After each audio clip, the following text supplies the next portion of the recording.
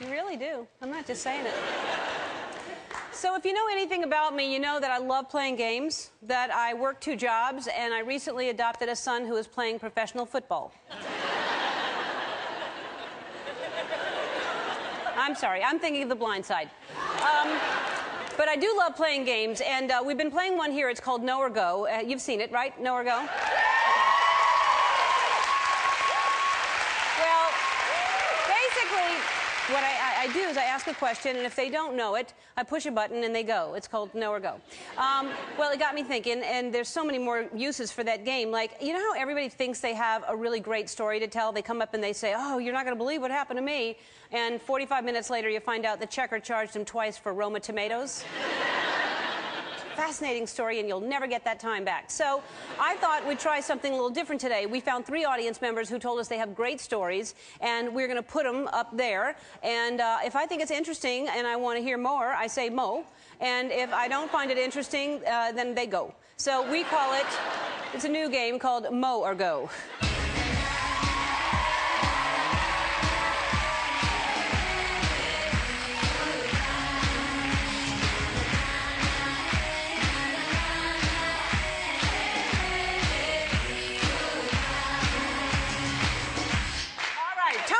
Bring him out.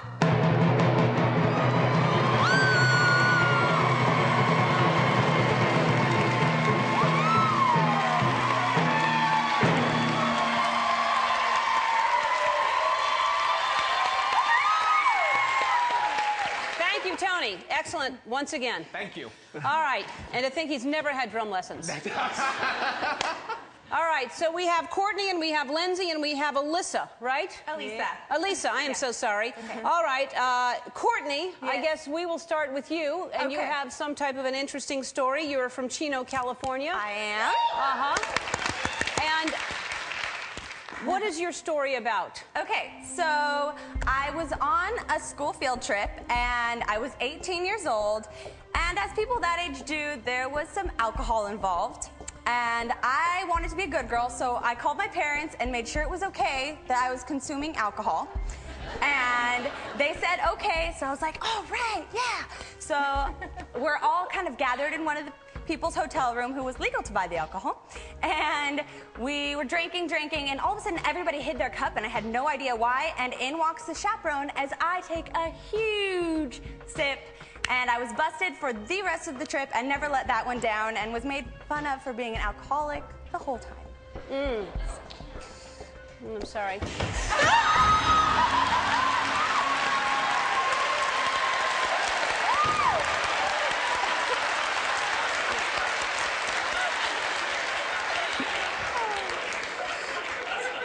not that interesting, Courtney. It's just... I may bring this to Idol. This is a good idea for Idol. All right, we're going to go to Lindsay Duckworth. You are from Pasadena, California. Is that right?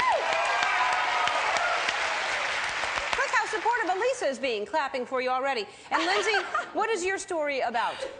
Okay, when I was in 8th grade, I went to the driving range with my friend and her dad, and we were hitting some balls, and I just happened to walk into her backswing. She hit me smack in the forehead. So blood's rushing down my face. I go to the emergency room. They tell me I have to have stitches. Well, in order for the stitches to heal, I have to wear a pressure bandage. And when I mean pressure bandage, I mean gauze out to here, white tape across my forehead. And I go back to middle school. Hold that thought. I'm going to move on to Elisa, and I'll come back to you. I'm losing interest. So, Elisa, start your story. Okay, I am a huge American Idol fan. And last year I went to a taping. I was really excited. They seated us right by the stage, or we were in the standing section. And I was trying to inch my way closer to the judges because I wanted to, you know, get closer. And to which judge in particular? Well, Simon was on the end. Uh-huh. So you were trying to get close to Simon? Yeah.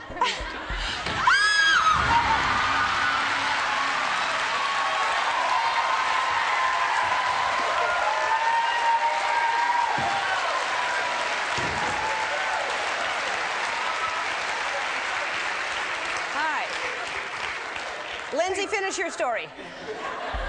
Well, when I went back to school, people would see me coming and they would yell 4 and 9 iron, so it was a really good self-esteem building moment for me.